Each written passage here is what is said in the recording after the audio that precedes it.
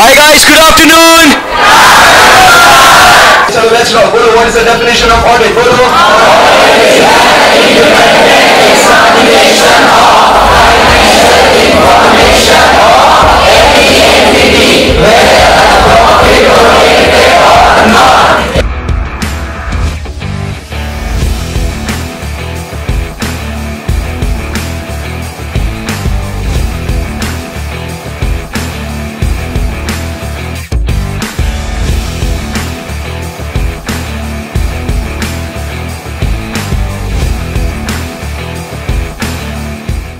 Hi guys, good evening.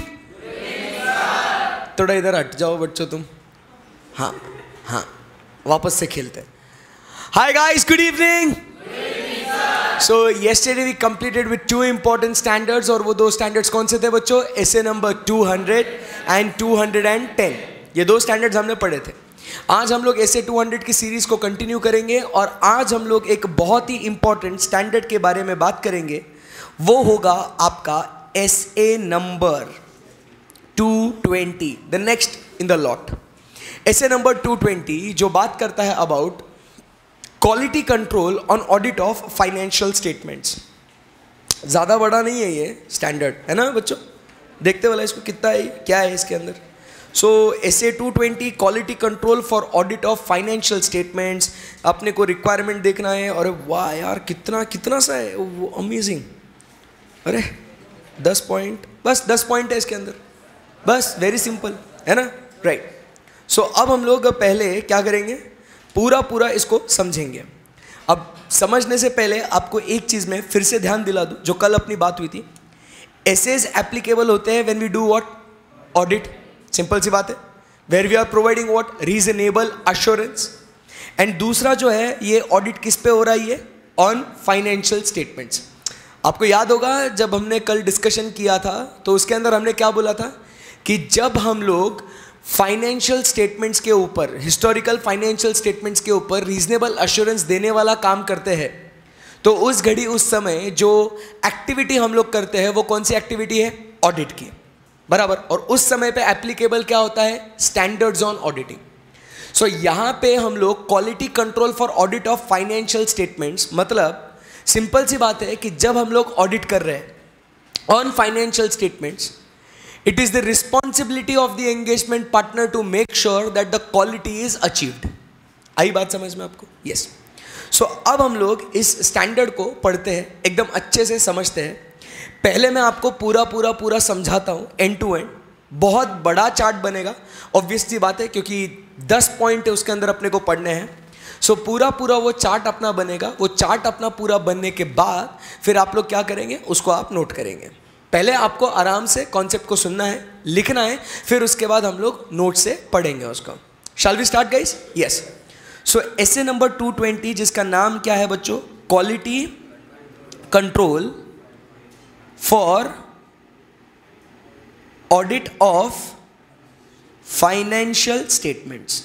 Very simple, बहुत मस्त standard है ये, एकदम आराम से ध्यान दीजिएगा.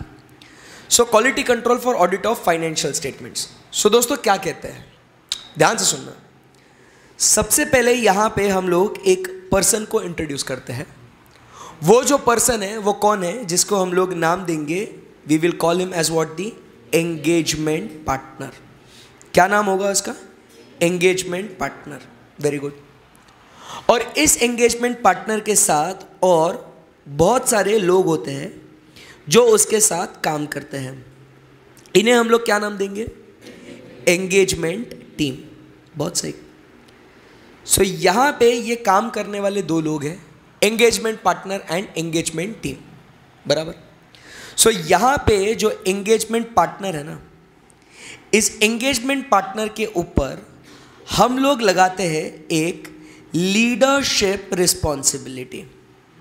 क्या लगाएंगे, लीडरशिप रिस्पॉन्सिबिलिटी.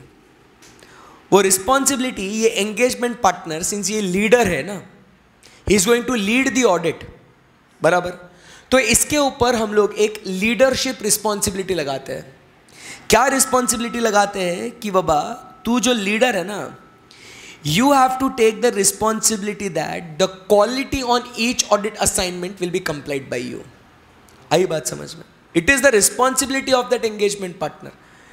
कि बाबा ऐसे क्या बोलता है कि तुम जब ऑडिट करने वाले हो ना ऑफ फाइनेंशियल स्टेटमेंट्स, हम चाहते हैं कि इस ऑडिट ऑफ फाइनेंशियल स्टेटमेंट्स में आपने अच्छे तरीके से काम करना चाहिए, और वो अच्छे तरीके से काम होने के लिए एंगेजमेंट पार्टनर ने क्या करना चाहिए, वो पूरी रिस्पॉन्सिबिलिटी लेनी चाहिए. That is what the leadership responsibility is. The first point notes में आपको दिख रहा है. फर्स्ट पॉइंट अपना क्या है रिक्वायरमेंट्स के अंदर, is the leadership responsibility. Simultaneously पढ़ ले क्या वो पॉइंट भी? Yes, very easy. First point हम लोग सीधा पहले ऑब्जेक्टिव स्कोप वगैरह में अभी तक नहीं गए, सीधा पहले अपन रिक्वायरमेंट्स पे आते हैं. So the first point under requirements what we are talking about, वो बात करता है the engagement partner shall take responsibility for the overall quality on each audit engagement, that is each audit assignment में. Any difficulty till here? No. First point very simple. Chart भी ध्यान में रखना, बहुत सिंपल है ये ऐसे अपने को पढ़ने के लिए. फिर उसके बाद यहां पे एंगेजमेंट टीम भी है अपने पास. कौन है बच्चों अपने पास? Engagement team. सो यहां पे हम लोग क्या कहते हैं, the engagement partner will also take the responsibility to ensure that this engagement team, ये जो एंगेजमेंट टीम है ना, this engagement team complies with what? This engagement team complies with the relevant ethical requirements. Engagement partner को और क्या देखना है बच्चों, कि हमारी जो ये एंगेजमेंट टीम है, ये एंगेजमेंट टीम उन एथिकल रिक्वायरमेंट्स को भी पूरा करे. बराबर के नहीं? एंड एथिकल रिक्वायरमेंट्स हम सबको मालूम है. एथिकल रिक्वायरमेंट्स क्या होते हैं, लिखूं मैं यहां पे आपके लिए, लिख देता हूं मैं. अपने जो एथिकल रिक्वायरमेंट्स होते हैं वो होते हैं कौन से? Integrity, then we have is the objectivity, then we have is the confidentiality. ठीक है, ये सारे एथिकल रिक्वायरमेंट्स. कॉन्फिडेंशियलिटी, फिर उसके बाद we have professional competence, and due care. उसके बाद हमारे पास है प्रोफेशनल बिहेवियर, और आखिरी में हमारे पास है independence. So try to understand, ये सारे एथिकल रिक्वायरमेंट्स हैं. एंड इफ यू रिमेंबर, हम लोग ने ऐसे 200 भी पढ़ा था, और ऐसे 200 में भी हमने क्या पढ़ा था, रिक्वायरमेंट्स के अंदर आपको याद आते होंगे कि हम लोग ने एथिकल रिक्वायरमेंट्स को पूरा करना है, maintain professional judgement, professional scepticism, and last में sufficient and appropriate audit evidence and audit risk. ऐसे 4 पॉइंट्स पढ़े थे, याद है आपको? ये बोलो यस और नो. स्टार्टिंग में पढ़ा था ना स्टैंडर्ड्स ऑन ऑडिटिंग, फिर उसके बाद मटेरियलिटी, रीजनेबल अश्योरेंस, प्लानिंग. याद आ रहा है आपको? ऐसे कुछ पढ़ा था अपन ने जी. सो यहां पे जो एंगेजमेंट पार्टनर है ना, ये क्वालिटी को अचीव करने के लिए वो क्या कहता है, सबसे पहले मैं रिस्पॉन्सिबिलिटी लेगा. किस चीज के लिए? कि अब हर एक ऑडिट में अच्छी क्वालिटी हम लोग अचीव करें. ये होगा या नहीं होगा, ये अचीव कर सकते हैं नहीं कर सकते, इसकी पूरी जिम्मेदारी कौन लेगा? Engagement partner. आई बात समझ में? नंबर 2 पॉइंट क्या कहता है इसके साथ साथ, कि the engagement partner will also make sure that his engagement team it complies with what? the relevant ethical requirements. बराबर. अब आप समझने की कोशिश करो, हम लोग यहां पे फाइट किसके ऊपर कर रहे हैं? Our fight is sir to comply with what? The quality. हम लोग को क्वालिटी अचीव करना है. आप समझिए, अगर आपकी एंगेजमेंट टीम ईमानदार है, बराबर के नहीं, वो जो भी नॉलेज उनको during the course of audit मिला है, बराबर, वो बाहर वालों को नहीं बताते, कॉन्फिडेंशियलिटी मेंटेन करते हैं. दे maintain what? Professional competence and due care. Professionally behave करते हैं. मतलब जो नीचे एथिकल रिक्वायरमेंट्स के एग्जांपल्स मैंने आपको दिए, अगर ये सारी चीजें अगर बच्चों वो फॉलो करते हैं, सो टेल मी, क्या अपन क्वालिटी अचीव कर सकते हैं कि नहीं कर सकते हैं? 100% कर सकते हैं. सो इसीलिए एंगेजमेंट पार्टनर के ऊपर और एक रिस्पॉन्सिबिलिटी लगाई है कि to see whether the engagement team complies with the relevant ethical requirements और नॉट. आई बात समझ में आपको? यस। और अगर नहीं करता है ना वो, तो अपन ने उसके अगेंस्ट एक्शन लेने का, बराबर के नहीं, कि अब वो काम नहीं करता है तो उसको फिर उसको ऑफिस में ही बिठाओ, उसको बाहर भेजो मत फिर, बराबर। ओके, सो यहां पे आप देखोगे सेकंड पॉइंट जो अपना है, वो सेकंड पॉइंट किसके बारे में बात करता है? Relevant ethical requirements. तो जो अपना चार्ट बन रहा है आपको दिखता होगा कि जो एक कलर मैं यूज कर रहा हूं पर्पल कलर का, तो वो मैं किसके लिए यूज कर रहा हूं? To cover the headings. समझ रहा है आपको? यस। तो ये अपने को बहुत इंपॉर्टेंट चीज है जो ध्यान में रखना है। सो यहां पे हम लोग सेकंड पॉइंट क्या देखते हैं? Relevant ethical requirements. तो वो क्या कहता है? The engagement partner shall remain alert. हमेशा उसने अलर्ट रहना है। Through observation and making inquiries as necessary for the evidence of non compliance with the relevant ethical requirements by the members of the engagement team. In other words, in more simple words, हम लोग और क्या देखेंगे? इसका मतलब ही other words में क्या होगा? To make sure that whether the engagement team is complying with the relevant ethical requirements. He has to obtain evidence कि बाबा कहीं पे कोई एथिकल रिक्वायरमेंट से रिलेटेड नॉन कंप्लायंस है या नहीं है, बस वही तो चेक करना है अपने को। Second point, if the matters come to the engagement partner's attention through the observation और inquiries that indicate that matters of the members of the engagement team have not complied with the relevant ethical requirements, वो उसके against क्या ले लेंगे बच्चों? appropriate action। और real life में office में क्या होता है, ये फाइनल वाले बच्चे तो समझ में आते होंगे, भेजते नहीं उसको क्लाइंट प्लेस पेपर, ऑफिस में बिठा के रखते हैं, बराबर के नहीं?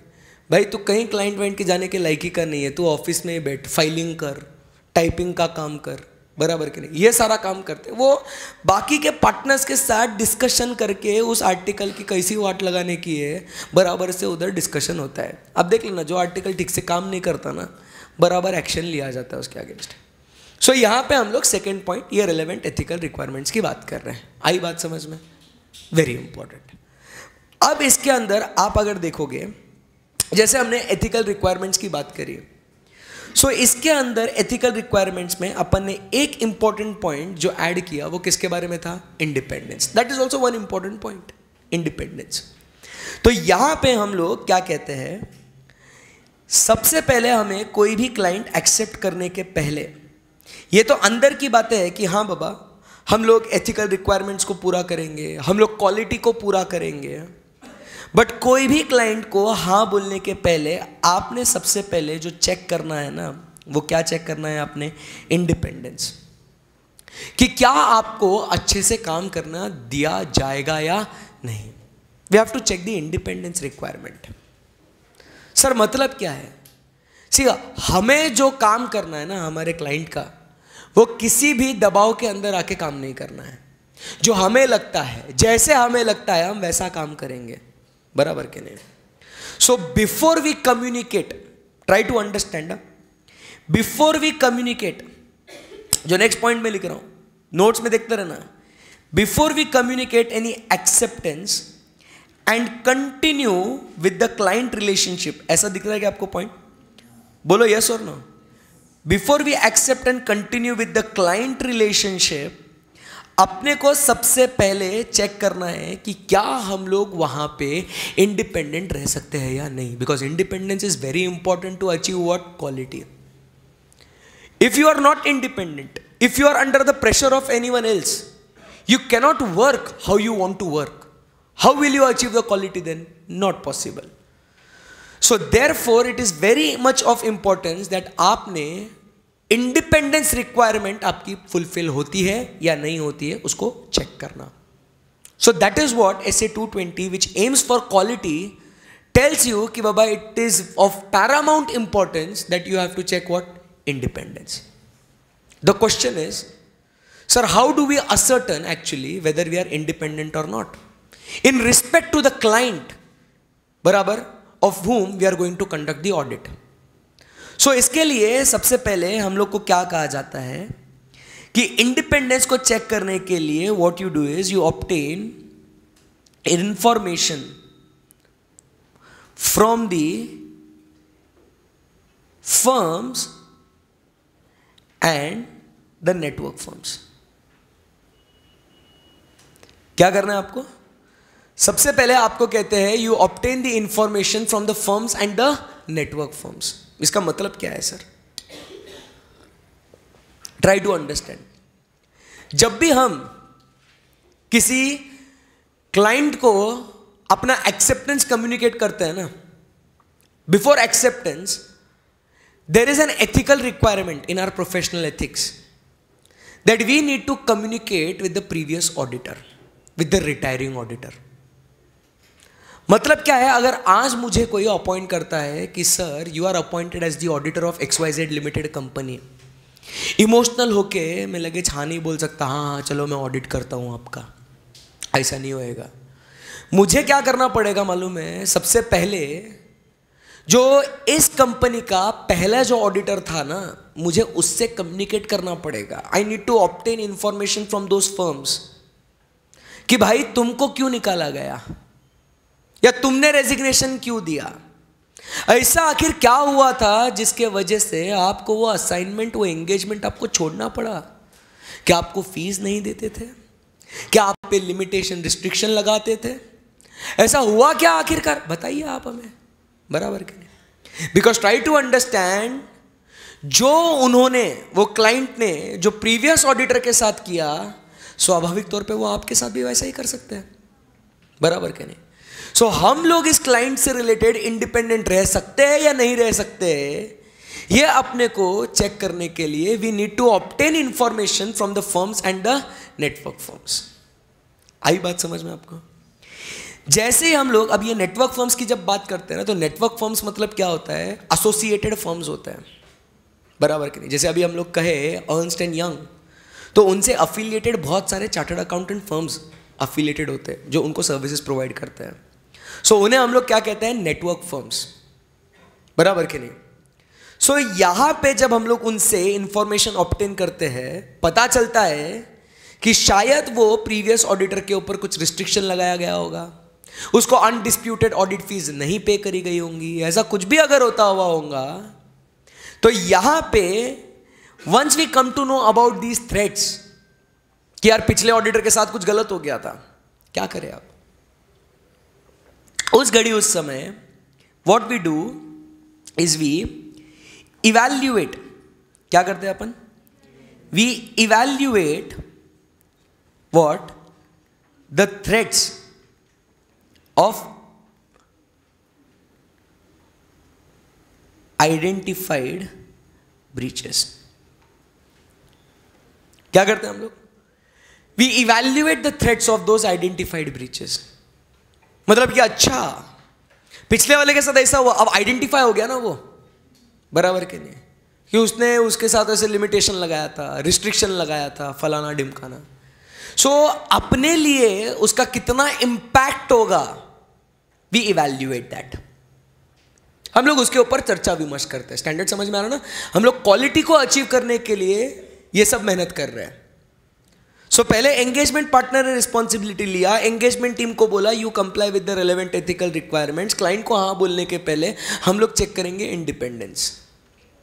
और इंडिपेंडेंस में क्या बोला कि बाबा पहले आपने इंफॉर्मेशन ऑब्टेन करना है from the firms and the network firms. Information obtain करने के बाद you evaluate the threats of the identified breaches. जो धोखे आपको दिखे हुए हैं उसको आप इवैल्यूएट करो कि उसका इंपैक्ट कितना होगा करके। आप क्या करें? इवैल्यूएट कर लिया कि इतना इतना इंपैक्ट हो सकता है। What to do next? Next यहां पे आपको क्या करना होगा is you have to take what? appropriate action. You have to take what? Appropriate action to minimize the threat.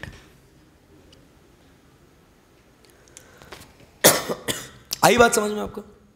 What do we do? कुछ नहीं सर, हम लोग को इंफॉर्मेशन लिया, पता चला कि थ्रेट है, आइडेंटिफाई करा, अब उसके बेसिस पे we will take appropriate action to minimise those threats. Sir क्या हो सकता है appropriate action? What can be the appropriate action sir? The appropriate action will be what? Try to understand. अपन सबसे पहले अपने टर्म्स ऑफ एंगेजमेंट के अंदर मैनेजमेंट की रिस्पॉन्सिबिलिटी, ऑडिटर की रिस्पॉन्सिबिलिटी क्या होगी ना, उसके अंदर क्लियर कट लिख दो कि जैसा तुमने उसके साथ किया था वैसा आप मेरे साथ नहीं कर सकते। और अगर फिर उसके पहले ही आपको दिखता है कि लिमिटेशन लगाया है, तो कल ही बच्चों ऐसे 210 में पढ़ा था, क्या पढ़ा? If there is a limitation prior to acceptance of the audit, do not accept. कहानी खत्म, ऑडिट इच मत करो उसका। Take appropriate action. सारे स्टैंडर्ड्स कनेक्टेड है, बहुत मजा आएगा पढ़ने में। Take appropriate action to minimise what those threats, and if you are successful in minimising those threats or eliminating those threats, then very good, do what, क्या करने का फिर? Accept and continue with the client relationship. जमा के नहीं जमा आपको? बोलो यस और नो? यस, खत्म। Any difficulty till here? No. So यहां पे हम लोग आते हैं एंड फिर अपन यहां पे इंडिपेंडेंस, जो अपना थर्ड पॉइंट है, उसमें आपको 3 बुलेट पॉइंट्स दिखते हैं, जो अपन ने 3 पॉइंट्स नीचे नीचे लिखे थे। अरे इतना बड़ा स्टैंडर्ड, मस्त सिंपल करेंगे अपन उसको। देखो क्या लिखा हुआ है, the engagement partner shall form a conclusion on compliance with independence requirement. पहले अपन इंडिपेंडेंट है क्या नहीं, उसके कंक्लूजन पे पहुंचो। ये कैसा करेगा वो? In doing so he will obtain relevant information from the firm and the network firms to identify and evaluate the circumstances and relationships that create threats to independence. He will obtain information कि कहीं कुछ threat हो रहा है क्या। Number 2, evaluate the information on identified breaches. अपने को दिख रहा है कहीं कुछ प्रॉब्लम है करके, there is an identified breach. So अपन ने उसको evaluate करना है on firms' independence policies and procedures to determine whether they create a threat to independence for the audit engagement. And third point क्या कहता है? Take appropriate action to eliminate such threats so as to reduce the audit risk to an acceptably low level. यही 3 points अपन ने chart में लिखे। आई बात समझ में आपको? Very simple. एंड वंस आपको दिख के आता है क्या कि बाबा आपका इंडिपेंडेंस रिक्वायरमेंट पूरा हो जाता है, we move ahead and communicate our acceptance and continue with the client relationships. Any difficulty? आगे बढ़ सकते हैं यहां से? यस। फिर अब यहां पे एक्सेप्टेंस करने के बाद वापस हम लोग ऐसे 210 में आते हैं, जो कल पढ़ाया था। लिंक करना है हर एक स्टैंडर्ड को। अब उसके अंदर आपको याद होगा, there may be change in engagement after what? The acceptance of the audit. बोलो यस और नो? यस। सो अपन ने वो चेंज को एक्सेप्ट करना या नहीं करना, उसके लिए अपन ने क्या पढ़ा था कि auditor should obtain what? The justification, reasons उसने लेने to check whether it is justifiable और नॉट। चेंज करना चाहते हो तो अपन ने एक्सेप्ट करने के बाद वो आपके इंडिपेंडेंस पे कुछ एक नया थ्रेट क्रिएट कर रहे हैं। या तो सेकेंड सिचुएशन ऐसा हो सकता है कि एक्सेप्टेंस कम्युनिकेट करने के बाद auditor comes across certain information, बराबर के नहीं, and after obtaining that information he feels like, have I had this information available with me earlier, my conclusion about independence would be different. Acceptance communicate करने के बाद auditor साहब को information कुछ ऐसी प्राप्त हो गई जिसको मद्देनजर रखते हुए वो बोलता है कि अगर मुझे ये इंफॉर्मेशन पहले अवेलेबल होती तो शायद मेरा इंडिपेंडेंस से रिलेटेड कंक्लूजन कुछ और होता। सो अब क्या करें भाई? अब करें तो क्या करें? सो यहां पे 2 सिचुएशंस मेरे दोस्तों क्रिएट हो रही है। वो 2 सिचुएशंस क्या है? Very simple 2 situations. कौन सी 2 सिचुएशंस है? कि आफ्टर एक्सेप्टेंस, क्या बोल रहा हूं मैं? After acceptance 2 situations are happening. थोड़ा अच्छे से बनेंगे ना चार्ट, इतना मस्त बन रहा है अपना तो, बराबर। So after acceptance 2 situations can come into picture.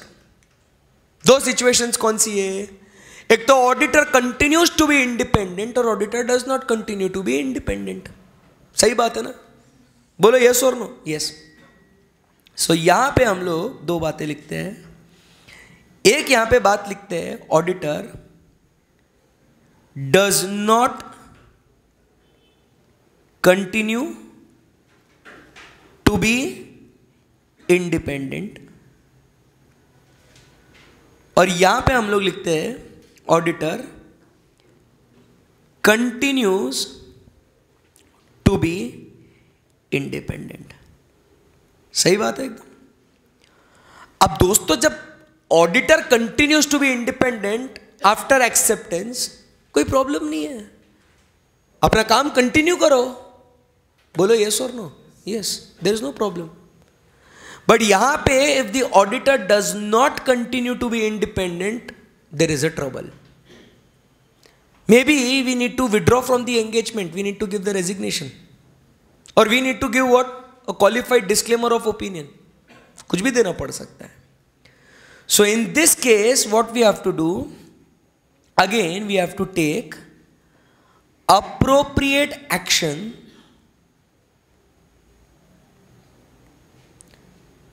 decide appropriate action in consultation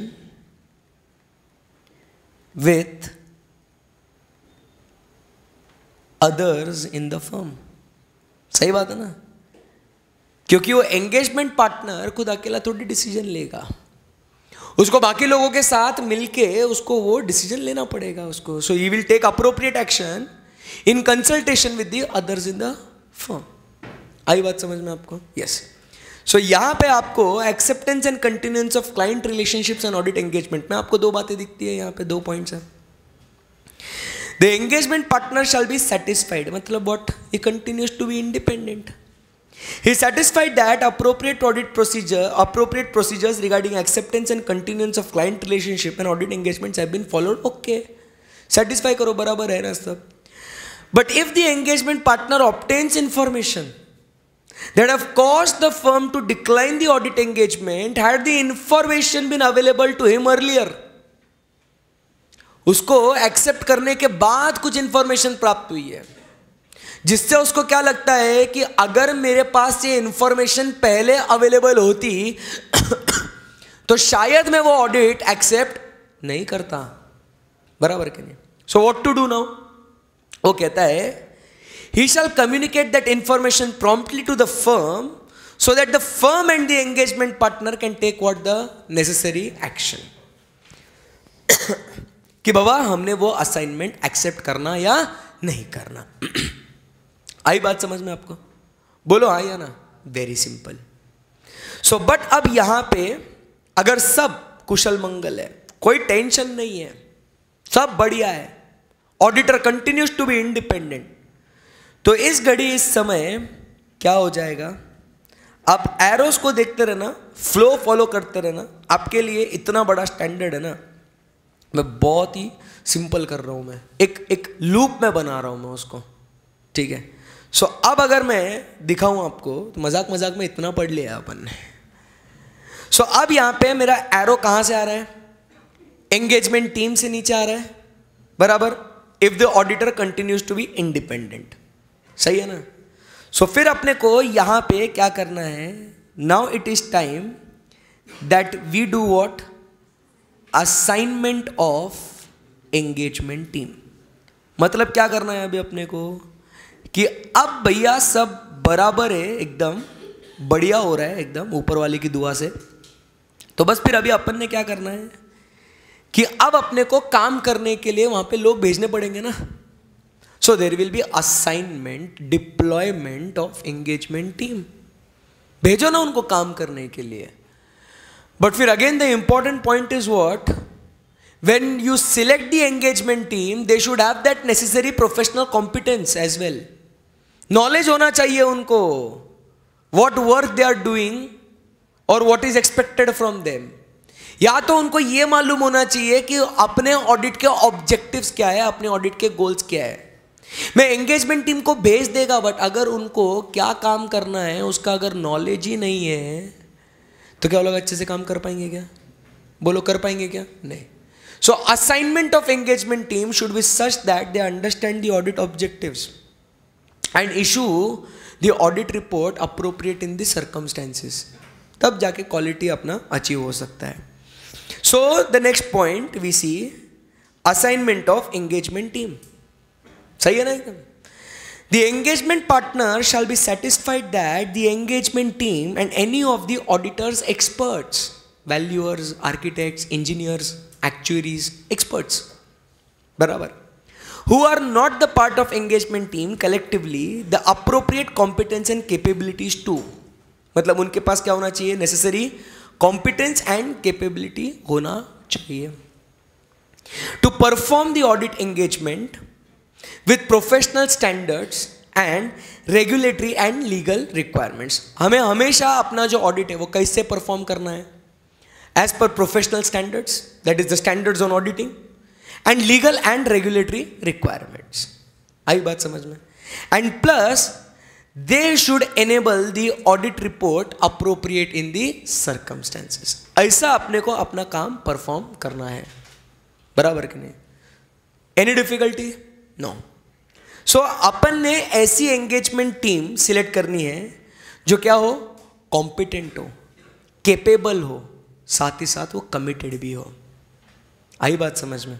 सो यहां पे हम लोग लिखते हैं, सिंपल सी बात है कि they should be what, competent, competence होना चाहिए, केपेबिलिटीज होनी चाहिए, केपेबल होने चाहिए, and third they should also be what, committed. So they should have what, competence.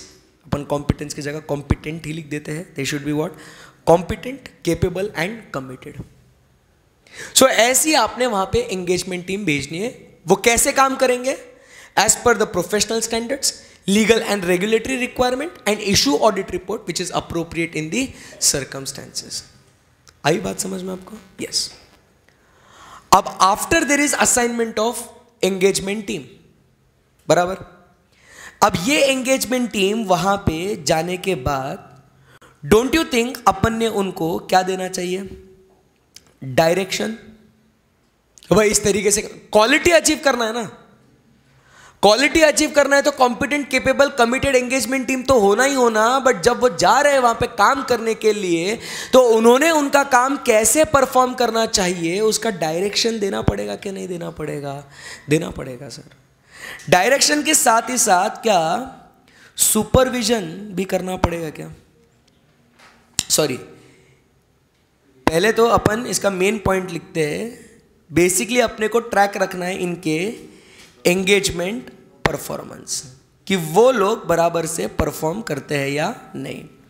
और इनके परफॉर्मेंस में फिर अपने को चेक करना पड़ता है 3 पॉइंट. वो कौन से है? Direction, supervision and performance.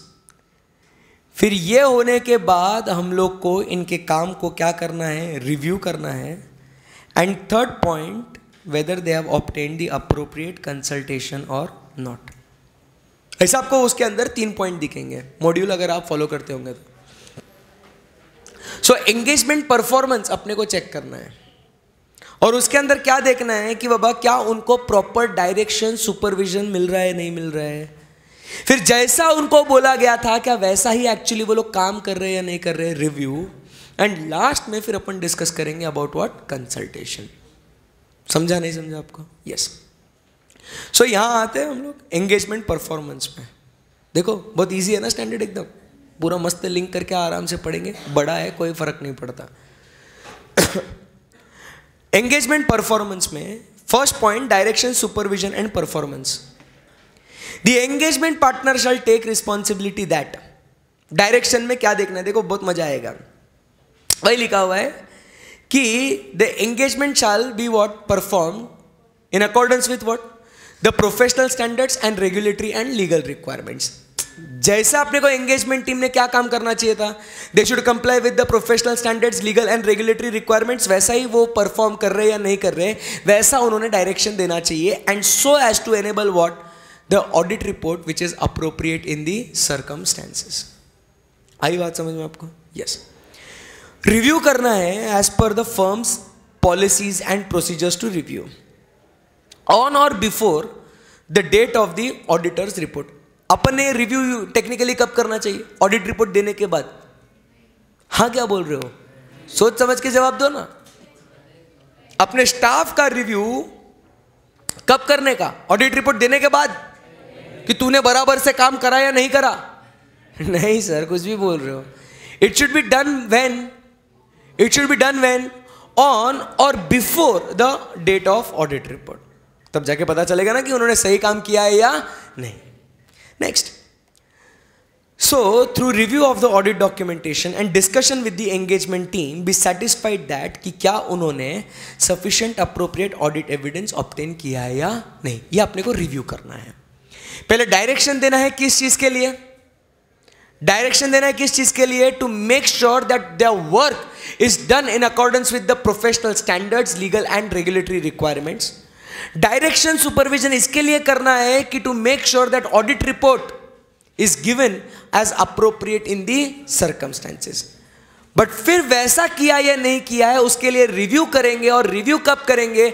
On or before the date of auditor's report to ensure whether they have obtained sufficient and appropriate audit evidence. आई बात समझ में आपको? Any difficulty till here? बोलो ना कुछ तो भी नहीं. आगे बढ़ते हैं. रिव्यू होने के बाद अब अपन बात करेंगे consultation. See, there can be at times certain difficult matters can come into picture where we need what? To consult someone else. कभी कभी क्या होता है, अगर मान लो मैं ऑडिट कर रहा हूं और मुझे कुछ एरिया समझ में नहीं आ रहा है, क्लिक नहीं हो रहा है कि इसमें रिस्क कितनी है कितनी नहीं है. सो what I can do, I can consult whom? With the engagement partner. Engagement partner can consult with the other partner of the firm. बोलो यस और नो. अब अगर मान लो मुझे कोई कंटिंजेंट लायबिलिटी डिटरमाइन करनी है और मुझे वो समझ में नहीं आ पा रहा है कि व्हाट मेथड्स और what tool I should use to see or ascertain whether the contingent liability shown in the books is appropriate or not. इसके लिए मुझे किसी ना किसी का कंसल्टेशन, किसी की सलाह मुझे लेनी पड़ेगी ना. और वो कौन हो सकता है? It can be other partners of the firm also. बोलो यस और नो. मेरे एंगेजमेंट टीम के मेंबर्स हो सकते हैं, या तो मैं बाहर जाके किसी एडवोकेट, किसी लॉयर से भी मैं डिस्कशन कर सकता हूं कि भाई ऐसा केस है तो भाई तू बता दे कंटिंजेंट लायबिलिटी इस केस में कितनी आती है. बराबर कि नहीं?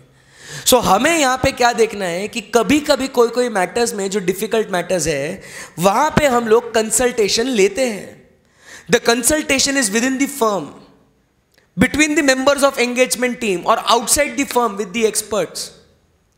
बट यहां पे हमें एज एन एंगेजमेंट पार्टनर हमें क्या देखना है मालूम है? कि जो कंसल्टेशन जो हमारे एंगेजमेंट टीम मेंबर्स ने लिया है, क्या वो कंसल्टेशन अप्रोप्रिएट है या नहीं. The party who is consulting and the party who is consulted, क्या वो दोनों अग्रीमेंट में है या नहीं है. समझ रहे क्या आप मेरी बात को? What we need to check whether the party who is consulting and the party who is consulted, वो दोनों अप्रोप्रिएट कंसल्टेशंस देते हैं या नहीं देते हैं. क्या लिखते हैं यहां पे? The engagement partner shall take responsibility for the engagement team undertaking appropriate consultations on difficult or contentious matters, the matters which are not able to be understood easily. बराबर. So इस केस में he should be satisfied that the members of the engagement team have undertaken appropriate consultation during the course of engagement that can happen within the engagement team. आपस में engagement team members decide करेंगे. जब अपन audit को जाते हैं ना तो हम लोग 5, 10 लोग, 6 लोग हम साथ में जाते हैं. सो अगर मेरे को कुछ नहीं समझा तो मैं मेरे जूनियर सीनियर को पूछेगा भाई ये कैसे किया, क्या किया. तो consultation is within the engagement team. अगर विद इन एंगेजमेंट टीम नहीं हुआ तो मैं मेरे बॉस को फोन लगाएगा between the other engagement team members at the appropriate level with in और आउटसाइड द फर्म. एक्सपर्ट से भी बात करेगा. मैं मेरे ऑफिस में बैठा हुआ कोई सीनियर है, दूसरा पार्टनर है, उसको पूछेगा मैं. होता है ना ऐसे. So I have to make sure कि अप्रोप्रिएट कंसल्टेशन ले रहे हैं कि नहीं ले रहे हैं. And then he should be satisfied that the nature and scope and the conclusions resulting are agreed between the party consulting and the party consulted. Determine that the conclusions resulting from such consultations have been appropriately implemented. ये अपने को check करना है. Any difficulty till here? It's basically consultation जब लिया जा रहा है ना, तो आपको ध्यान में रखना है कंसल्टेशन किन लोगों के बीच में लिया गया है. और एंगेजमेंट पार्टनर को इंश्योर करना है कि जो भी पार्टी कंसल्ट कर रहा है और जो भी पार्टी कंसल्टिंग हो रही है, यहां पे इनका कंक्लूजन बराबर से उस सिचुएशन के हिसाब से कंक्लूजन निकलाना बराबर. बराबर के लिए whether that conclusion resulting from the consultation weather it is appropriate और नॉट, ये अपने को इंश्योर करना है. आई बात समझ में आपको? Any difficulty till here? No, perfect एकदम। सो यहां पे दोस्तों क्या हुआ, यहां पे हम लोग ने क्या पढ़ा कि पूरा पूरा काम करने के ऊपर आपने क्या क्या करना चाहिए, that is discussed as per what SA 220। देखो समझ में आ गया आपको? इतना इतना अपन ने बातचीत करी अभी तक, क्लियर है एकदम? यस। बट अब ये जो पूरा का पूरा सर्कल जो आपको स्क्रीन पे दिख रहा है, बराबर के नहीं, इतना अच्छे से स्टैंडर्ड में लिखा हुआ है, बराबर के नहीं, और ये सारा का सारा किसको फॉलो करना है? एंगेजमेंट पार्टनर को, लीडर को। बोलो यस और नो? यस। अब दोस्तों, are you like really sure कि whether that engagement partner will follow all this things? There is a doubt कि जितना भी स्टैंडर्ड में बोला गया है, जैसा जैसा करने का है, वो वैसे का वैसा पूरा पूरा फॉलो करेगा या नहीं करेगा एंगेजमेंट पार्टनर, मालूम नहीं सर। तो इसके लिए यहां पे फर्म क्या करती है मालूम है आपको? There is what the next point we have is engagement of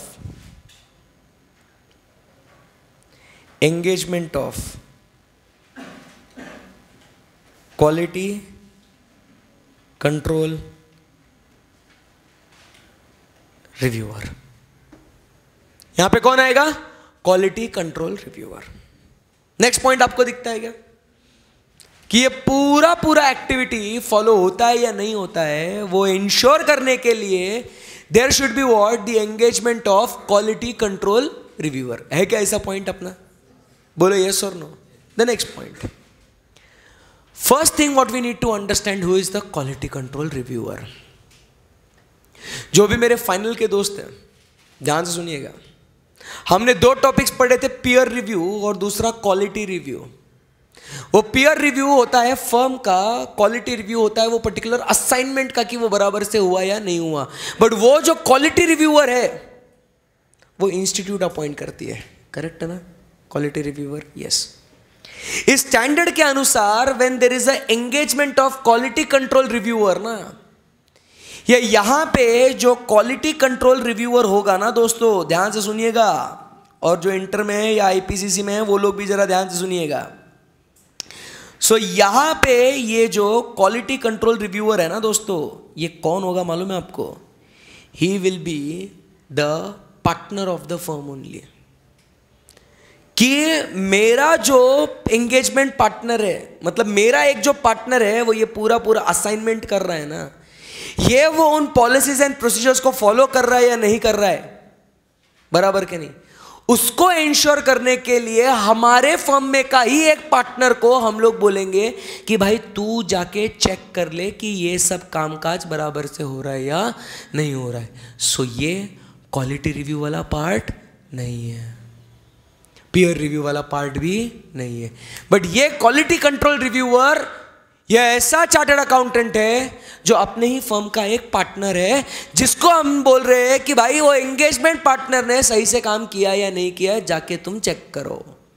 आई बात समझ में?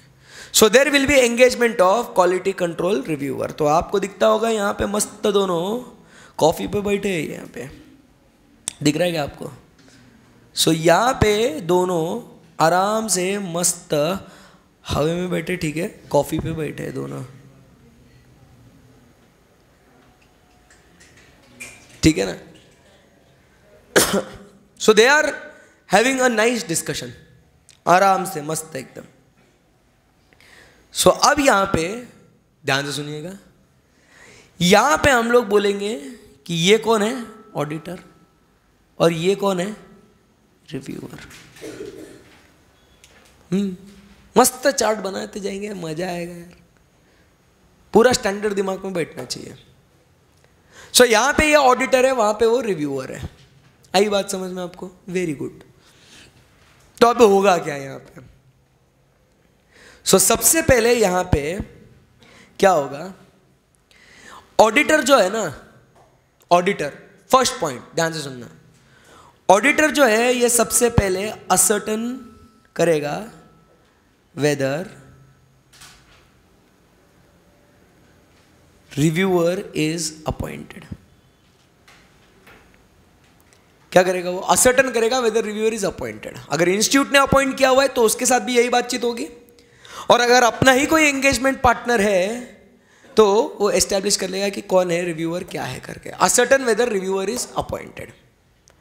अब जैसे उसने असर्टन कर लिया ना कि ओके रिव्यूअर इज अपॉइंटेड, क्या करेगा वो उसके साथ डिस्कस करेगा क्या? Significant matters. क्या डिस्कस करेगा वो उसके साथ? Significant matters. मतलब क्या करेगा डिस्कस सिग्निफिकेंट मैटर्स? कि जब हम लोग ऑडिट कर रहे थे ना, तो ऑडिट करते समय हम लोग को क्या क्या दिक्कतें आई, बराबर वो उनके साथ डिस्कस करेगा। मतलब कि अब हम लोग को ये एविडेंस नहीं मिला था, हम लोग को ये लिमिटेशन आया था, ये एरिया है जहाँ पे सिग्निफिकेंट रिस्क है, यहाँ पे शायद फ्रॉड्स हुए गए हैं, ये रिलेटेड पार्टी का ट्रांजैक्शन है, जो भी सिग्निफिकेंट मैटर्स है ना, ये क्या करेगा? डिस्कस करेगा। जब ये डिस्कस करेगा, communication you all know is a two way process, तो रिव्यूअर भी थोड़ी चुप बैठेगा, ये भी डिस्कस करेगा उसके साथ, डिस्कस द सिग्निफिकेंट मैटर्स। ये भी उसके नॉलेज के हिसाब से इंफॉर्मेशन उसको क्या चाहिए क्या नहीं चाहिए, ये भी क्या करेगा? डिस्कस करेगा सिग्निफिकेंट मैटर्स, बराबर कि नहीं? फिर रिव्यूअर आएगा और बोलेगा सुन बे ऑडिटर, एक काम कर, मैं तेरे से कुछ इंफॉर्मेशन मांगूंगा, मेरे को वो चाहिए, मेरे को वो रिव्यू करने का है, मेरे को डॉक्यूमेंट्स चाहिए बहुत कुछ, मेरे को वो रिव्यू करने का है, वो लेके आ तू, नहीं तो मैं तेरे को फांसी पे चढ़ा देगा। तो बोले क्या डॉक्यूमेंट चाहिए आपको सर? आप बोलिए ना सर, ऐसे ऐसे फांसी वासी चढ़ाने की बातें ना करो यार। तो वो बोलता है देखो मेरे को सबसे पहले तो क्या होना, व्हाट आई वांट इज, मुझे जिस कंपनी का आप ऑडिट कर रहे हो ना, उसके क्या होना, मुझे फाइनेंशियल स्टेटमेंट्स दो, मुझे फाइनेंशियल स्टेटमेंट्स दो। फाइनेंशियल स्टेटमेंट्स के साथ मुझे तुमने जो अभी ऑडिट रिपोर्ट बनाई ना, वो ऑडिट रिपोर्ट दो। साथ ही साथ तुमने जो ऑडिट करते समय ऑडिट डॉक्यूमेंटेशन जो जनरेट किया ना, मुझे वो ऑडिट डॉक्यूमेंटेशन भी होना। सुनने में आया था कि आपने बाहर लोगों से कंसल्टेशन भी लिए है कोई डिफिकल्ट या कंटेंशियस मैटर पे, वो कंसल्टेशन के बारे में भी जानकारी दो। अरे बट सबसे इंपॉर्टेंट, तुमने इंडिपेंडेंस ये रिक्वायरमेंट पूरी करी कि नहीं करी, ये भी मैं चेक करेगा, तो इसके बारे में मुझे सारी इंफॉर्मेशन होनी है, बराबर के नहीं? तो reviewer will review all this things, financial statements, audit report, audit documentation, consultation and independence, FAACI, फासी। आई बात समझ में? Very simple. So reviewer will review all this things. He will review the financial statements, audit report, audit documentation, the consultation you took, your independence, everything I will check. नहीं तो फांसी पे लटकाएगा। And उस time पे auditor से एक promise मांगा, not to date,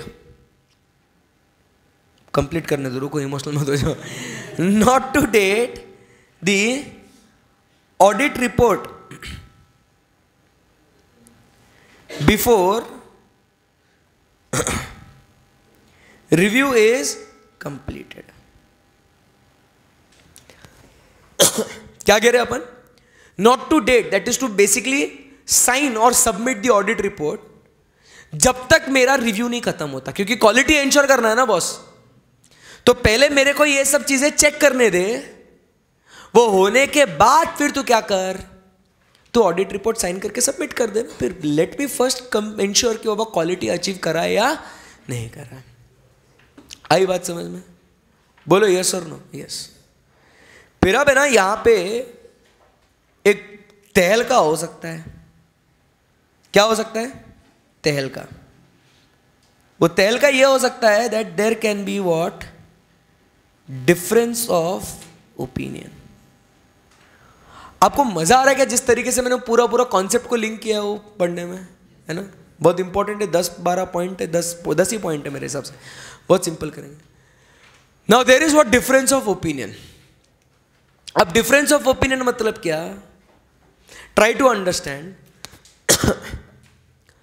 यहां पे ऑडिटर का ओपिनियन है, लेट अस से डिस्क्लेमर ऑफ ओपिनियन दे दिया या एडवर्स ओपिनियन दे दिया, बोलता है नॉट ट्रू एंड फेयर, या बोलता है कैनॉट एक्सप्रेस एन ओपिनियन, या क्वालिफाइड ओपिनियन दे दिया है मान लो।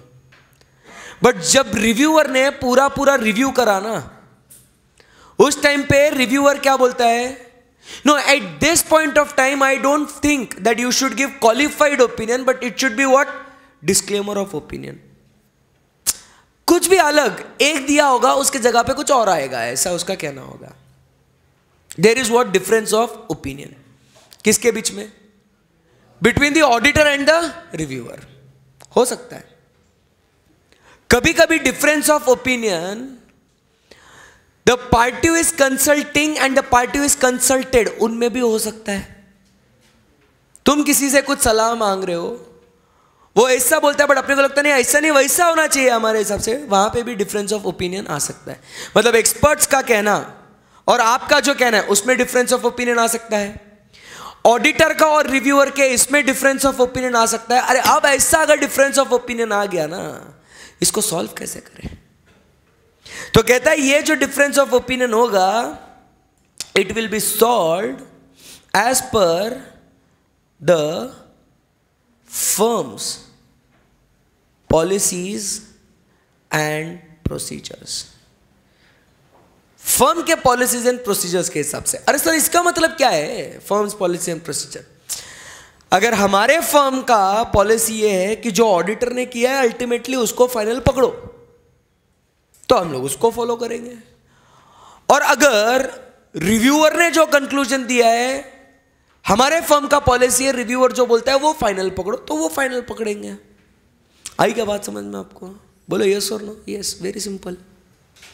सो डिफरेंस ऑफ ओपिनियन जब भी होगा ना, तो it will be resolved as per what, this difference of opinion will be resolved as per whom, the firm's policies and procedure. जो हमारी फर्म बोलेगी उसके हिसाब से हम लोग सॉल्व करेंगे, बराबर। फिर इसके बाद नेक्स्ट पॉइंट क्या कहता है, ये पूरा का पूरा प्रोसीजर जो भी हमने आपको बोला है ना, ये पूरा का पूरा प्रोसीजर फॉलो होता है नहीं होता है, इसके ऊपर क्या होना चाहिए, कंटिन्यूअस मॉनिटरिंग होना चाहिए। और कंटिन्यूअस मॉनिटरिंग होने के बाद at the end of the day आपने क्या मेंटेन करना चाहिए, डॉक्यूमेंटेशन। डॉक्यूमेंटेशन मेंटेन करने के दो लोग हैं, एक ऑडिटर मेंटेन करेगा, दूसरा रिव्यूअर मेंटेन करेगा। अब डॉक्यूमेंटेशन के अंदर सब पॉइंट्स है, वो पढ़ना बाकी है अपना। बोलो यस और नो? यस। आओ बच्चों नोट्स में पढ़ते हैं। आपको अभी पहले चीज, engagement of quality control reviewer. ऐसा जो क्वालिटी कंट्रोल रिव्यूअर होता है, ये यूजुअली एप्लीकेबल होता है लिस्टेड कंपनीज के लिए। This is very important for you to study, because MCQ में पूछ सकते हैं कि quality control is applicable to which entities. So it is applicable to listed entities. आई बात समझ में आपको? And those other audit engagements if any for which the firm has determined that the engagement quality control review is required. हमको खुद को अगर लगता है हम लिस्टेड एंटिटी का ऑडिट नहीं कर रहे, ये लिस्टेड एंटिटी मतलब कौन सी है, मेरी सीए फर्म है और मेरी सीए फर्म कोई लिस्टेड एंटिटी का ऑडिट कर रही है, तो उस लिस्टेड एंटिटी का ऑडिट वो क्वालिटी रिक्वायरमेंट पूरी होती है या नहीं होती है, वो चेक करने के लिए हम लोग क्वालिटी रिव्यूअर को अपॉइंट करेंगे। आई बात समझ में? बट कभी कभी हमको लगता है कोई दूसरी एंटिटी भी है जिसको हम लोग को लगता है कि हमने क्या कराना चाहिए, उसका क्वालिटी रिव्यू कराना चाहिए, तो करा सकते हैं। But mostly it is applicable to the listed entities के ऑडिट्स को। ओके, सो यहां पे आप अगर देखोगे, सो यहां पे आपको दिखेगा द एंगेजमेंट पार्टनर शाल, ऐसे दिखता है क्या आपको? बोलो यस और नो? मतलब जो भी पॉइंट्स मैंने ऑडिटर के टैब के नीचे लिखे हुए थे, दो हिस्से करे थे ना मैंने, ऑडिटर और रिव्यूअर। बोलो यस और नो? हाँ। एंड फिर यहां पे आपको नीचे दिखेगा the engagement quality control reviewer shall, दिखता है क्या आपको ऐसा इधर? बोलो ना यस और नो? यस। तो वो जो पॉइंट्स मैंने रिव्यूअर के नीचे लिखे वो उसके पॉइंट्स है, खत्म। समझा नहीं समझा आपको? So what I want you guys to do is कि एच के ऊपर तक जितने भी पॉइंट्स है ना, वो आप एक बार रीड करो उसको। क्या करेंगे आप? उसको रीड करेंगे, देखो वो पॉइंट्स जो मैंने चार्ट में लिखे हुए वो है कि नहीं है उसके अंदर, और फिर उसके बाद हम लोग डिफरेंस ऑफ ओपिनियन वाला पॉइंट पढ़ेंगे। डिफरेंस ऑफ ओपिनियन वाला point so resolving the difference of opinion they will follow the firm's policies and procedures. लिखा है अपन ने वैसा? बोलो यस और नो? यस.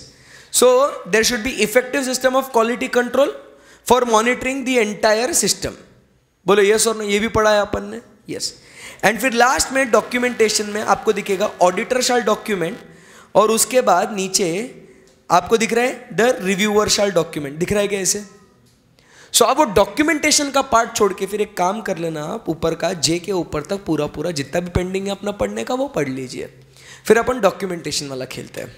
ओके? बोलो यस और नो? यस. चलो, मजा आ गया.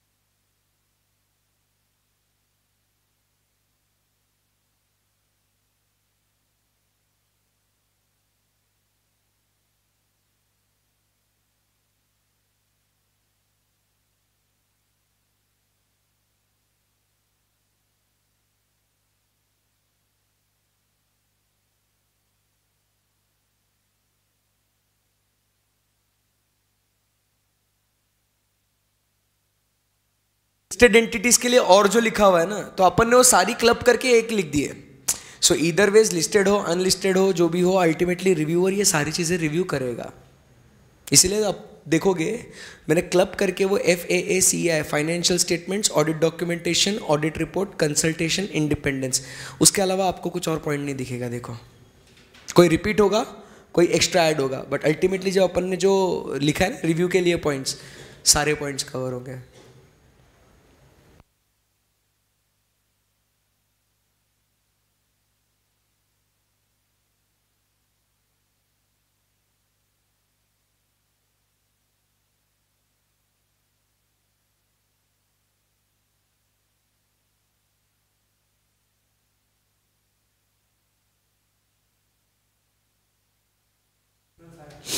रिव्यूअर और ऑडिटर का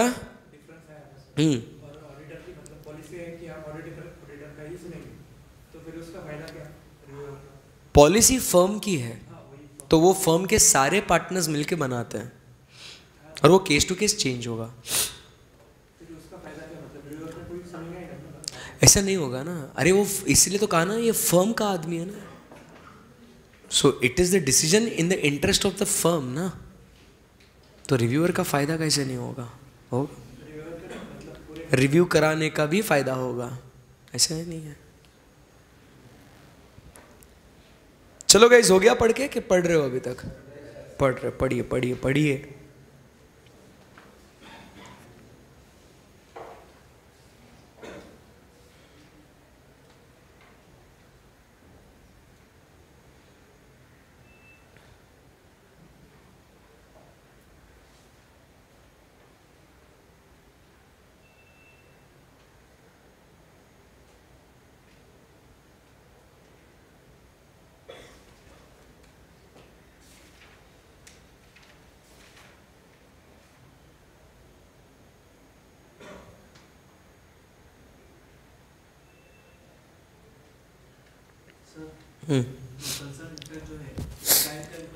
क्या क्या क्या? हाँ, कंसल्टेंट क्लाइंट का एम्प्लॉय नहीं ना बेटा. कैसे आएगा? क्लाइंट का एम्प्लॉय होगा वो कंसल्टेंट नहीं होगा. वो उससे हम लोग नॉर्मली इंफॉर्मेशन ऑब्टेन करेंगे जो रूटीन कोर्स में करते हैं. Consultant not client employ. वो एक्सपर्ट होगा ना कोई. हाँ ले सकते. फिर वैसा अगर हो तो बात अलग है ना. बट वो फिर इंफॉर्मेशन ले, उसको अपन बोलते हैं इन हाउस, उसको बोलते हैं internal counsel. External counsel, internal counsel, वैसा.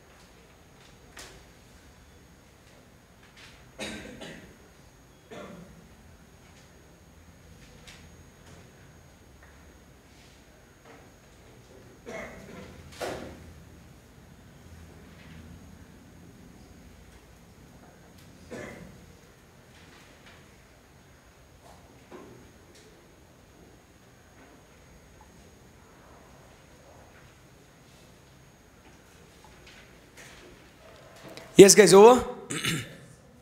आगे बढ़ सकते हैं अपन यहां से। यस, अब अपन और बहुत भारी चीज करेंगे। अब यहां पे आपको ऑडिटर शैल डॉक्यूमेंट, ऐसे अपने को पॉइंट्स दिखते हैं। देखते हैं क्या क्या डॉक्यूमेंट करना है उसको। पहले हाइलाइटर उठेंगे हाथ में। Issues identified in respect to compliance with relevant ethical requirements. First क्या ऑडिटर को डॉक्यूमेंट करना है? Issues identified with respect to compliance with relevant ethical requirements. Very good. अब जो मैं एक्टिविटी करना जा रहा हूं ना, ध्यान से देखना। अब ऑडिटर को यहां पे मैं हाईलाइट किया, कौन से कलर से? येलो से, बराबर। आपने कहीं येलो हाइलाइटर यूज करा है क्या अपन ने? ये इंडिपेंडेंस को किया है ना, इसको उड़ा देते हैं अपन हाइलाइटर।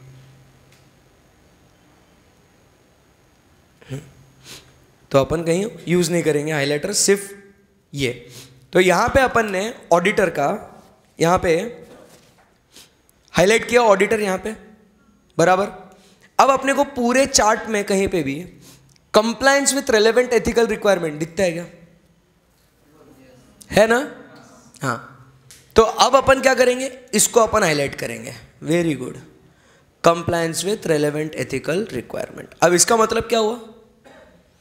ऑडिटर जहां पे हाईलाइट किया, डॉक्यूमेंटेशन ऑडिटर, तो चार्ट में जितनी भी चीजें मैं हाईलाइट करूंगा वो क्या हो जाएगा? ऑडिटर वो चीजें डॉक्यूमेंट करेगा। Keep it simple. कुछ अलग करते हैं ना कुछ तो भी, बराबर। उसके बाद आप second point, conclusions on compliance with independence requirements. अच्छा, इंडिपेंडेंस कहीं है क्या चार्ट में? मेन चार्ट में कहीं यहां पे है ना, ये इंडिपेंडेंस रिक्वायरमेंट है क्या? ऐसा कहीं पॉइंट? यस। तो उसको अपन ने हाईलाइट कर दिया, इंडिपेंडेंस। मतलब आप समझ रहे हैं अभी ऑडिटर को जो हाईलाइट किया और पूरे चार्ट में जितना भी वो सेम कलर से हाईलाइटेड होगा वो क्या होगा? Auditor documentation. Next point, conclusions reached regarding acceptance and continuance of client relationship and audit engagements. ये है क्या कहीं? अरे वाह यार। So acceptance and continuance with client relationship, मस्त काम हो गया सर ये तो। फिर उसके बाद फोर्थ पॉइंट क्या लिखा हुआ है? The nature and scope of and conclusions resulting from consultations. क्या अपने चार्ट में कहीं कंसल्टेशन भी है क्या? है क्या? है सर, ये रहा कंसल्टेशन। तो वेरी गुड। सो अगर आप पूरा चार्ट देखोगे, सर मजाक मजाक में आपने बहुत बड़ा चार्ट बनाया है, बट ध्यान रखना, बट सारी चीजें कवर हो गई है उसके अंदर। सो अब अगर आप देखोगे ऑडिटर को जो अपन ने हाईलाइट किया है यहां पे, ठीक है ना, वही सारी चीजें यहां पे हाईलाइटेड आपको दिखेगी। Compliance with ethical requirements, independence, acceptance and continuance, नीचे क्या है? कंसल्टेशन। ओवर। सो ऑडिटर का डॉक्यूमेंटेशन वाला पार्ट अपना इंक्लूड हो गया चार्ट के अंदर ही। बेस्ट। जमा गया आपको? Very simple. अब बात करेंगे किसके बारे में? In respect to the reviewer, what all he should document. समझने की कोशिश करेंगे पहले। The procedures required by the firm's policies on engagement quality control review have been performed. The procedures required by firm for review have been performed or not. तो review करने के लिए आपको क्या क्या एक्टिविटी करनी पड़ती है, और जो जो एक्टिविटी आपने फॉलो करी है आप उसको डॉक्यूमेंट करिएगा। रिव्यूअर क्या बोलता है? बेसिकली हमारे फर्म में जो क्वालिटी रिव्यू होना चाहिए उसके जो जो पॉलिसीज एंड प्रोसीजर्स है वो हुए हैं या नहीं हुए, उसके बारे में हम लोग क्या करेंगे? वो फॉलो हो रहे या नहीं हो रहे, हम लोग वो डॉक्यूमेंट करेंगे। Number 2, the engagement quality control review has been completed. Review has been completed on or before the date of auditor's report. क्या हमारा रिव्यू ऑडिट रिपोर्ट देने से पहले खत्म हो चुका है? सही है। रिव्यू कब खत्म होना चाहिए लॉजिकली? ऑडिट रिपोर्ट के पहले। एंड लास्ट में ये very important, the reviewer is not aware of any unresolved matters that would cause the reviewer to believe that the significant judgments the engagement team and the conclusions they reached were not appropriate. Sir ये क्या है? समझ में नहीं आया।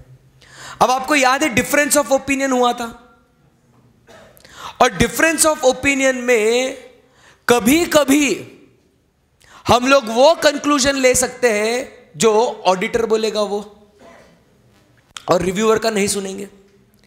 सो ये जो matter है ये अनरिजॉल्व है from reviewers point of view, कि उन्होंने मेरा कहा हुआ नहीं सुना। सो इसीलिए वो क्या डॉक्यूमेंट करता है कि देखिए, I am not aware about what, about those unresolved matters जिसमें डिफरेंस ऑफ ओपिनियन था, कि उसके अंदर जो जजमेंट लिया गया है ना वो अप्रोप्रिएट है या नहीं है, उसमें मेरा कोई रोल नहीं है, क्योंकि वो डिफरेंस ऑफ ओपिनियन है करके, और उसमें उन्होंने उनका जो कहना था वो यूज किया है उन्होंने। मैं इससे रिलेटेड वो जो जजमेंट है वो अप्रोप्रिएट है या नहीं, इसमें मेरा कोई लेना देना नहीं है। Over standard. ऐसे नंबर 220 इसी के साथ समाप्त हो जाता है दोस्तों। Any difficulty till here? No. So एकदम मस्त सिंपल सा स्टैंडर्ड है ये, बराबर। जम गया क्या आपको? Interesting, very simple. सो अपन क्या एक्टिविटी करेंगे, ये तुझा चार्ट जो है आपका आप लिख के निकालेंगे, करेंगे इसको? यस, चलो। अच्छी राइटिंग में लिखना, आप पढ़ सको ऐसे। चलो स्टार्ट राइटिंग।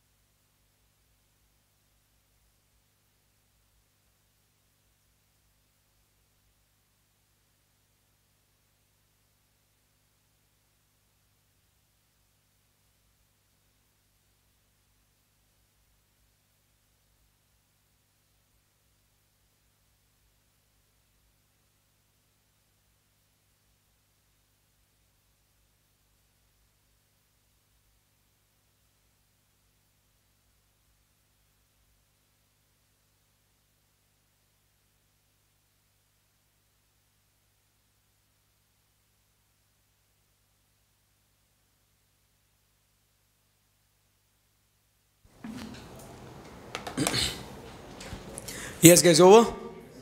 यस, एक बार आप कहाँ कहाँ क्या क्या हाईलाइट करना है वो एक बार देख लीजिए आप। Complies with ethical requirement, independence, acceptance and continuance of client relationship, और एंड में जो है वो कंसल्टेशन, राइट। सो बहुत इजी था ये स्टैंडर्ड, है ना? यस। सो एक बार आप देख लीजिए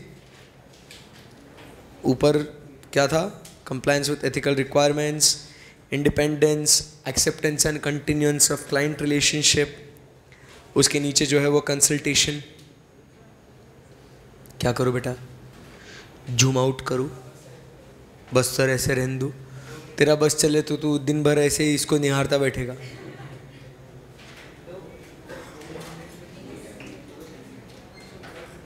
so this one entire chart, इतना बड़ा जो कॉन्सेप्ट हमने पढ़ा था वो कौन सा था, वो SA 220, ये पूरा पूरा उसको समराइज कर देता है। इजी है? Yes, okay. So can we move ahead now?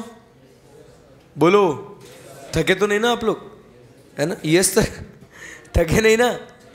नहीं सर, वेरी गुड। सो यहाँ से अब अपन आगे बढ़ते हैं, नेक्स्ट वी मूव टू, चलो मैं अब आगे बढ़ रहा हूँ।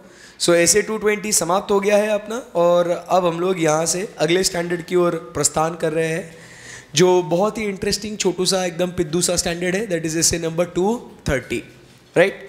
सो हमारा ये कौन सा फोर्थ स्टैंडर्ड होगा, है ना? So 200, 210, 220, now we are talking about SA number 230, the fourth standard. Easy है ना एकदम, यहाँ तक बात है? यस। सो अब हम लोग बात करेंगे SA 230 ऑडिट डॉक्यूमेंटेशन की। पहले समझना बहुत जरूरी है, याद हो जाएगा आराम से अगर समझोगे तो, बराबर। बहुत इजी है एकदम, फालतू सा स्टैंडर्ड है, एकदम अच्छे से ध्यान से सुनिएगा। बात हो रही है यहाँ पे अभी SA नंबर 230 ऑडिट डॉक्यूमेंटेशन की। ऑडिट करते समय अपने को डॉक्यूमेंटेशन मेंटेन करना है। क्यों मेंटेन करना है, किस तरीके से मेंटेन करना है, कितने समय के लिए मेंटेन करना है, ये किसकी प्रॉपर्टी है, क्या करेगा ये सब बातचीत यहाँ पे SA नंबर 230 में होती है, ठीक है। सो पहले हम लोग को यहाँ पे टारगेट जो रखना है कि पहले इसके अंदर क्या है वो चीज़ें समझनी है, बिकॉज बेसिकली ये एक प्रोसीजरल पार्ट है SA 230, कोई कॉन्सेप्ट नहीं है इसके अंदर, ये ऐसा ऐसा करना है, ऐसा ऐसा होता है, इसके लिए करते हैं, this is what is the SA 230, ठीक है। सो एकदम आराम से इसको पढ़ते हैं। Scope of this essay, what is the scope of this essay? तो सबसे पहले the responsibility is to prepare the audit documentation for an audit of financial statements, ठीक है भाई, कर लेंगे। Number 2, the nature, objectives and purpose of audit documentation. ध्यान से सुनिएगा। सो यहाँ पे सबसे पहले हम लोग ऑडिट डॉक्यूमेंटेशन हम लोग को क्यों मेंटेन करना है उसके बारे में बात हो रही है। So what does audit documentation provides us with? ये सारे पॉइंट्स आपको MCQ के लिए बहुत इंपॉर्टेंट हो सकते हैं। ऑडिट डॉक्यूमेंटेशन का यहाँ पे इंपॉर्टेंस क्या है, what does it provide us? ध्यान से देखना, यहाँ पे it provides with what? Point number 1 evidence, point number 2 evidence. तो यहाँ पे आप जब ऑडिट डॉक्यूमेंटेशन मेंटेन करोगे, so it provides you with what? The evidence, a proof about what? Try to understand. अब जैसे हम लोग पढ़ रहे हैं ना A और B, तो आपको पहले B वाला पॉइंट पढ़ना है और फिर आपको A वाला पॉइंट पढ़ना है, ध्यान में रखना। सो क्या लिखा हुआ है? Evidence number 1 that your audit was properly planned and perform. Audit documentation क्यों मेंटेन करूंगा मैं? What does it provide me with? So evidence, a proof कि जो भी मैंने ऑडिट किया है ना आज तक, so my audit was properly planned and performed, ठीक है ना। So my audit was properly planned and performed, ये मेरे को एविडेंस मिलेगा। परफॉर्म करने के बाद आई रीच व्हाट? कंक्लूजन्स, बराबर। सो सेकेंड पॉइंट जो मुझे पढ़ना है कि जो एविडेंस देता है मुझे the basis of achievement of the overall objectives of the auditor, कि मैंने मेरे पूरे ओवरऑल ऑब्जेक्टिव्स को भी अचीव किया है करके। एंड ध्यान में रखना, ये ओवरऑल ऑब्जेक्टिव्स मुझे कहाँ मिलते हैं? SA नंबर 200, याद है ना? Overall objectives of independent auditor and conduct of audit in accordance with the SAs। सो यहाँ पे मुझे क्या है? Audit documentation it provides me with 2 things. कौन सी 2 चीजें मुझे ऑडिट डॉक्यूमेंटेशन प्रोवाइड करता है? Point number 1, the evidence that my audit was properly planned and performed. Number 2, it provides evidence in respect to achievement of the overall objectives of audit of financial statements. Okay. So what does audit documentation provides me with? बोलना होगा आपको, simple सी बात है इसके अंदर, आपको फटाफट बोलना है. What does audit documentation provide me with? Evidence that my audit was properly planned and performed. And number 2, the evidence that the overall in respect to achievement of overall objectives of independent audit. बराबर? Okay. उसके बाद इसके purposes और क्या क्या है? What extra purpose does the audit documentation serves? Points एकदम simple है. सबसे पहले पॉइंट हम लोग देखेंगे, अभी यहां पे बात करें तो यहां पे हम लोग चर्चा कर रहे हैं. ऐसे नंबर कौन सा है दोस्तों? 230. यहां पे अभी हम लोग देख रहे हैं, सिंपल बातें हम लोग लिख के रखेंगे. यहां पे हम लोग बात कर रहे हैं ऐसे नंबर 230, जो बात करता है about audit documentation. Audit documentation का पहला पार्ट जो हम लोग देख रहे हैं, ये यहां पे it provides me with what? It provides what? Evidence. किसके बारे में एविडेंस प्रोवाइड करता है ये? 2 बातें. एक तो audit was properly planned and performed, ठीक है. एंड सेकेंड पॉइंट क्या कहता है? About achievement of overall objectives of audit. एकदम आसान है. This is point number 1. साथ ही साथ हम लोग यहां पे सेकेंड पॉइंट की बात करेंगे अबाउट दी पर्पस. पर्पस में बहुत सिंपल पॉइंट्स है. क्या पर्पस है यहां पे ऑडिट डॉक्यूमेंटेशन के? आओ समझते हैं. सबसे पहले जो पर्पस है इसका, it will help the auditor in plan and perform the audit engagement. देखो फर्स्ट पॉइंट है क्या ऐसा कि मुझे ऑडिट डॉक्यूमेंटेशन का फायदा क्या होगा? That it is going to help me in plan and perform my audit. Right. यहां पे अगर आप आओगे और देखोगे फर्स्ट पॉइंट जो मेरा यहां पे है, it helps to plan and perform the audit. बराबर. जब मैं यहां पे प्लान करता हूं, बराबर, प्लानिंग के साथ साथ मुझे क्या मेरे एंगेजमेंट टीम को डायरेक्शन एंड सुपरविजन के लिए भी काम में आएगा? बोलो यस और नो? यस. यहां पे जब मेरे एंगेजमेंट टीम मेंबर्स परफॉर्म करेंगे काम को, I will be able to provide with what? Direction and supervision. Audit documentation helps me in providing what? Direction and supervision as well. बराबर. फिर जब मैं प्लान करता हूं तो नेक्स्ट पॉइंट क्या है? जब मैं डायरेक्शन सुपरविजन करता हूं ऑडिट डॉक्यूमेंटेशन से, I am also able to keep my engagement team what? Accountable for the work. बराबर. वो किस चीज के लिए जिम्मेदार है और किस चीज के लिए नहीं, I am able to make them what? Accountable for the work. यहां पे हम लोग कहते हैं when they are performing the work, अच्छे से लिखते हैं यहां पे, when they are performing the work, हम लोग यहां पे लिखते हैं एक तो मुझे काम आएगा to provide them with what? Direction and supervision. Plus अगर उन्होंने उनका काम ठीक से नहीं किया, I will be able to catch hold of a person who has not done the work properly, that is accountable for work. सही है एकदम. यहां पे मेरा पर्पस क्या है ऑडिट डॉक्यूमेंटेशन का? कि मुझे मेरा ऑडिट अच्छे से प्लान और परफॉर्म करने आएगा. यहां पे ये समझने के लिए कॉन्सेप्ट को एक एग्जाम्पल आपको देता हूं जो आपको बहुत अच्छे से आप वाकिफ है उससे. वो कौन सा है? Audit program. It is one of the example of what? Your audit working papers, your audit documentation. And audit program क्या मुझे प्लान एंड परफॉर्म करने में मदद करता है क्या? यस. वो ऑडिट प्रोग्राम क्या मुझे मेरे आर्टिकल्स को डायरेक्शन, उन्होंने कितना काम किया है कितना नहीं, वो सुपरविजन रखने में भी हेल्प करता है क्या? यस. क्या वही ऑडिट प्रोग्राम मुझे जब किसी ने उसको जो अलॉट किया हुआ काम अगर उसने किया है या नहीं किया है, क्या वो व्यक्ति को ट्रेस करने के लिए मुझे हेल्प करता है क्या? So it is what helping me in maintaining the accountability for the work. आगे नेक्स्ट पॉइंट क्या कहता है? ये मुझे हेल्प भी करेगा in planning for what the future audits. That is it will help me as a what guidance in the future audits. So जब मैं इस साल का प्लान कर रहा हूं तो मुझे ऑडिट प्रोग्राम तो काम में आ जाएगा, बट जब नेक्स्ट टाइम का जब मैं प्लान करूंगा तो क्या इस साल के ऑडिट वर्किंग पेपर्स क्या मुझे as a guidance next year के लिए, as a starting point next year के लिए मिलेंगे क्या मुझे? Yes. So when I plan, तो यहां पे मुझे नेक्स्ट पॉइंट क्या मिलता है यहां पे? It is helpful for what? Significant where in significant for future audits. एकदम आसान है। यस। सो हमने पॉइंट्स को एकदम सिंपल किया। एक काम करते हैं, इसको थोड़ा अलग कलर में लिखते हैं। वही लिखना है, बस मैं अलग कलर में लिख रहा हूं यहां पे, ठीक है? सो यहां पे प्लान किसके लिए? So it will help me, it will be what? Significant in future audits. So it will be significant for future audits.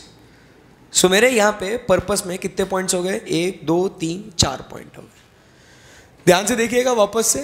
Plan and perform, बराबर। परफॉर्म के अंदर मुझे कौन से 2 पॉइंट्स दिखते हैं मुझे? बोलो। परफॉर्म के नीचे मुझे कौन से पॉइंट्स है? डायरेक्शन एंड सुपरविजन, बराबर। And also accountable for work. And उसके बाद जो प्लान वाला पॉइंट है, प्लान के नीचे कौन सा पॉइंट है? It is also helpful for me in future audit, significant for future audits. फिर इसके बाद यहां पे हम लोग चर्चा करेंगे in respect to what? Inspections. सो इंस्पेक्शन के लिए यहां पे एक तो एक्सटर्नल इंस्पेक्शंस के लिए, कभी अगर मेरा कोई रिव्यू वगैरह होता है तो उसके लिए काम में आ जाएगा मेरे को, बराबर। या तो स्टैंडर्ड ऑन क्वालिटी कंट्रोल 1 के लिए जब इंस्पेक्शंस होते हैं मेरे, तो उसके लिए काम में आ जाएगा मेरे को। सो मेरे जो नेक्स्ट 2 पॉइंट्स है आपको वो दिखेंगे। सो क्वालिटी रिव्यू के लिए as per SQC 1 and external inspection as per law वगैरह, उसके लिए भी काम में आ जाएंगे। सो यहां पे आप देखोगे मुझे ऑडिट डॉक्यूमेंटेशन किसके लिए हेल्प होता है? एक तो first it provides an evidence that audit was planned and perform and about achievement of the overall objectives, number 1. Number 2, उसके और additional purposes क्या है? Helping me to plan and perform. Second point क्या कहता है? Direction and supervision. Third point, accountable for work. Fourth point, significant for future audits. And last में inspections as per SQC 1, external inspections. आई बात समझ में आपको? बोलो yes or no? Yes. Any difficulty? No. सो ये मेरा पर्पस है किसका बच्चों? ऑडिट डॉक्यूमेंटेशन का। Any difficulty till here? No. आगे बढ़ूं यहां से? यस। अब उसके बाद हम लोग आगे बढ़ते हैं नेक्स्ट रिक्वायरमेंट्स। रिक्वायरमेंट क्या है कि आपने जो ऑडिट डॉक्यूमेंटेशन है ये टाइमली प्रिपेयर करना चाहिए। सो टेक्निकली आपका ऑडिट डॉक्यूमेंटेशन जो है ना, ये विद इन 60 डेज, ध्यान में रखना, 60 days from completion of audit। जब आपका ऑडिट कंप्लीट हो जाएगा विद इन 60 days आपने ये फाइनल फाइल का असेंबली आपने कंप्लीट कर लेना चाहिए, राइट? नंबर 1। नंबर 2 क्या कहता है ये? Documentation of the audit procedures performed and audit evidence obtained. तो आपने अब बात कर रहे हैं कि form, content and extent of audit documentation. किस फॉर्मेट में आपने ऑडिट डॉक्यूमेंटेशन मेंटेन करना है, उस फॉर्मेट के अंदर क्या कंटेंट आना चाहिए और उसके अंदर कितने हद तक वो कंटेंट आना चाहिए, उसके बारे में बात हो रही है यहाँ पे, ठीक है? सिंपल पॉइंट्स है, एकदम आराम से उसको देखते जाए। फर्स्ट क्या कहता है? It should be sufficient to enable the experienced auditor having no previous connection with the audit to understand। ये C वाला पॉइंट यहां पे गलती से आ चुका है ये। तो क्या कहता है ये? First point, step by step the audit procedures performed बराबर, the results of the audit procedures perform, उसके बेसिस पे the audit evidence what you obtain. देखना फ्लो में जाएंगे अपन एकदम। Third point, the significant matters that came into picture during the audit, based on that the conclusions you reached, बराबर, and the significant judgments made. फिर उसके बाद आपने the discussions of significant matters वो आपने डॉक्यूमेंट करना है विद द मैनेजमेंट और दोस्त चार्ज विद गवर्नेंस, बराबर। And if there is any inconsistent information when you are doing the audit, the information that is inconsistent. So step by step अगर आप जाओगे तो आपने क्या क्या चीजें डॉक्यूमेंट करनी है, एकदम सिंपल फ्लो में। सबसे पहले आप क्या परफॉर्म करोगे, audit procedures. Audit procedures perform करोगे तो सबसे पहले आप डिसाइड करोगे nature, timing and extent of audit procedures. Then हर एक उस ऑडिट प्रोसीजर के बेसिस पे जो आपको रिजल्ट मिला, रिजल्ट मतलब आप अगर रिस्क असेसमेंट प्रोसीजर कर रहे हो तो आपको इसका रिजल्ट क्या मिलता है कि how much is the extent of the risk, बराबर। अगर आप कंट्रोल्स चेक करते हो तो कंट्रोल्स अच्छे हैं या बुरे हैं। सो हर एक उस ऑडिट प्रोसीजर का पहले नेचर, टाइमिंग एंड एक्सटेंट, उसका रिजल्ट आपको क्या मिला, उसके बेसिस पे आपने क्या ऑडिट एविडेंस ऑब्टेन किया। आपको दिख रहा है यहाँ पे first point, second point and third point दिख रहा है कि आपको step by step. First you decide the nature, timing and extent of the audit procedures, उसके बेसिस पे you get the result of the audit procedures, and third point is the audit evidence what you actually obtained. इसके बाद significant matters arising during the audit. significant matters in the sense कि यहाँ पे कहीं आपको कुछ fraud वाले matters आपको दिखते हैं क्या, कहीं कोई matters आपके going concern से related affect होने वाले आपको कुछ matters दिखते हैं क्या, कहीं आपको कोई रिलेटेड पार्टी वाला कोई मैटर आपको दिखता है क्या। सो ड्यूरिंग द ऑडिट आपको ऐसे कौन से सिग्निफिकेंट मैटर्स आपको सामने आए उसके बारे में आप डॉक्यूमेंट कीजिए, और उनके बेसिस पे आपने क्या कंक्लूजन लिया, वो कंक्लूजन किस बेसिस पे आपने लिया, उसमें क्या प्रोफेशनल जजमेंट आपने यूज किया, वो आप डॉक्यूमेंट कीजिए। स्टेप बाय स्टेप चले जाना। सो फर्स्ट पॉइंट वापस से, nature, timing and extent of audit procedures, the results of audit procedures, the audit evidence obtained, the significant matters arising and how you reach to the conclusions। आई बात समझ में, right. फिर उसके बाद वो significant matters यहाँ पे आपको examples आपको दिए हैं। In documenting the nature, timing and extent of audit procedures, the auditor should record the characteristics of the specific items, who performed the audit work and who reviewed the audit work। ये सब कुछ उससे आपने document करना है। And then the auditor shall document the discussions in respect to significant matters, and जो आपने obtain किया है और जो आपको प्रोवाइड किया गया था उसके अंदर कहीं इनकंसिस्टेंसी अगर है, डिफरेंसेस है, तो वो भी आपने डॉक्यूमेंट करना है। आई बात समझ में आपको? यस। तो यहाँ पे आपने डॉक्यूमेंटेशन में नेक्स्ट पॉइंट जो अपन पढ़ रहे हैं, सो क्या लिखेंगे? So form, content and extent. So first point अपन सिंप्लीफाई करेंगे यहां पे। फर्स्ट पॉइंट क्या लिखेंगे अपन? The nature, timing and extent of audit procedures. Second point क्या लिखेंगे? The results of audit procedures. फिर इनको परफॉर्म करके क्या मिलेगा? Audit evidence. फिर आपके कोई सिग्निफिकेंट मैटर्स, और इसके बेसिस पे द कंक्लूजन्स रीच्ड। फिर उसके बाद discussion of significant matters, discussion of significant matters, and फिर लास्ट में any inconsistency with the information provided, ये आपको डॉक्यूमेंट करना है। और इसके अंदर who perform the work, who reviewed the work, ये सब चीज़ें आपकी आएगी हर एक के कैरेक्टरिस्टिक्स के साथ। जमी यहाँ तक बात है आपको? तो form, content and extent, right. आगे अब ये वाला पार्ट आप पढ़ लीजिए, सी वाला और डी वाला एक बार। ये असेंबली वाला भी पढ़ लीजिए 60 डेज, और ये आपको मेंटेन करना है for a period of 7 years। सी और डी पॉइंट पढ़ लीजिए, स्टैंडर्ड अपना ओवर।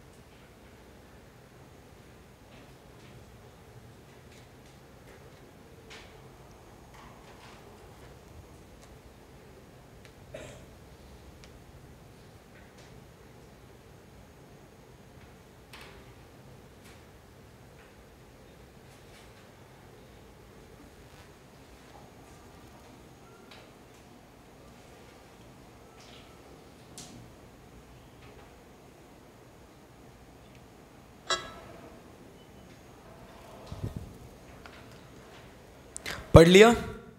यस। तो उसके अंदर बेसिकली क्या लिखा हुआ है, अगर डिपार्चर हुआ है कोई एसेस में तो आप कुछ एडिशनल प्रोसीजर्स परफॉर्म करेंगे। सिंपल मैं आपको एग्जांपल देता हूँ, यहाँ पे याद करिएगा, अभी तक तो पढ़ा नहीं है बट आगे पढ़ेंगे तो यहाँ पे नोट करके रखेंगे। जैसे हम लोग बात करेंगे एसे नंबर 501 की, जो बात करता है in respect to audit evidence in respect to specific items, जिसके अंदर इन्वेंट्री की बात करते हैं। इन्वेंट्री के अंदर अपन जैसे कहते हैं कि अपन ऑडिट प्रोसीजर्स परफॉर्म करते हैं कि फिजिकल वेरिफिकेशन करेंगे इन्वेंट्री का, बट होता क्या है कभी कभी as on 31st of March that is balance sheet date पे इट बिकम्स व्हाट इम्पॉसिबल और it is what impracticable because of unforeseen circumstances. तो हम लोग अल्टरनेटिव डेट पे करते हैं, बट कभी कभी it is not possible at all to conduct what physical inventory verification. So उस केस में हम लोग क्या करते हैं, अल्टरनेटिव प्रोसीजर्स हम लोग परफॉर्म करते हैं। सो आपने क्या अल्टरनेटिव प्रोसीजर्स परफॉर्म करी उसके बारे में आप डॉक्यूमेंटेशन कीजिए। आई बात समझ में आपको? इसी के अंदर कभी कभी हम लोग लिटिगेशन एंड क्लेम्स के बारे में बात करते हैं, बराबर। हम लोग को लिटिगेशन एंड क्लेम्स से रिलेटेड हम लोग को एक्सटर्नल काउंसिल से कभी कभी मिलना पड़ता है, बट वो एक्सटर्नल काउंसिल उनके लॉस के बेसिस पे उनको कॉन्फिडेंशियलिटी मेंटेन करनी पड़ती है। They can not give the information to anyone. So इसके लिए जब एक्सटर्नल काउंसिल अपने को इंफॉर्मेशन नहीं प्रोवाइड करता है तो उस समय पे भी हम लोग को अल्टरनेटिव प्रोसीजर्स परफॉर्म करनी पड़ती है।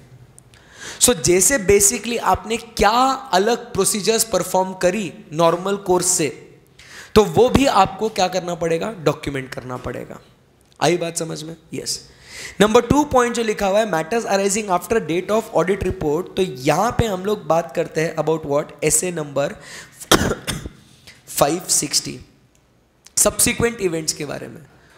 ऑडिट रिपोर्ट इश्यू करने के बाद कोई ऐसी इंफॉर्मेशन ऑडिटर के सामने आती है जिसके वजह से उसको लगता है कि अब फाइनेंशियल स्टेटमेंट्स मैनेजमेंट चेंज करने वाला है या अपना ओपिनियन अब उसके वजह से चेंज होएगा करके।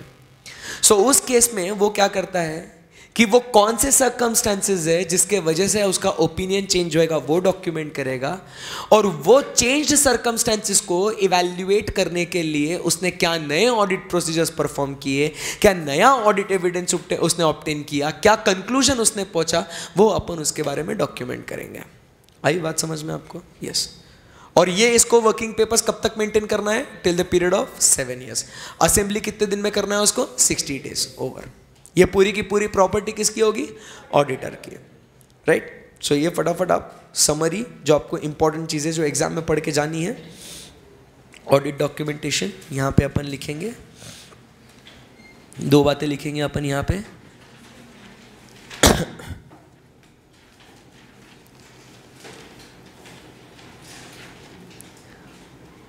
Property of auditor retained for 7 years, assembly within 60 days from completion of audit.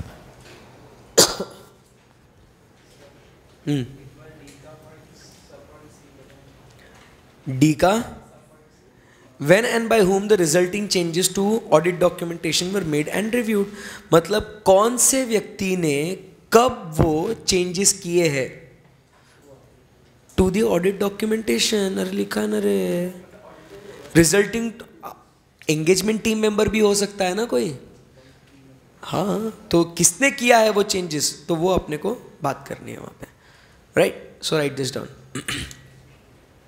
Summary of essay 230.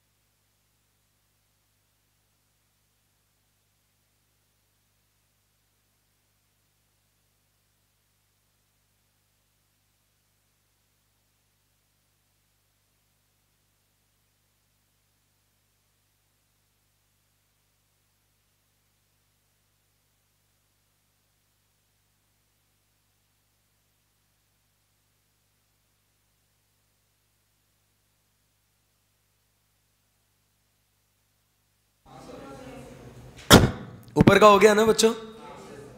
नहीं हुआ? एक ही बार लिखना है।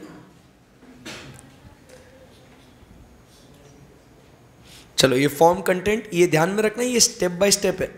यहां पे ब्रैकेट में लिखता हूं रीड स्टेप बाय स्टेप, नहीं तो पता चलेगा आप घर पे ये बोल रहे हो कि अरे यार ये बुक में भी ऐसा ही है, सर ने भी ऐसे लिख के दिया है, फ़ायदा क्या है इसका? सही है ना? ये स्टेप बाय स्टेप, मतलब this is what in sequence है ये।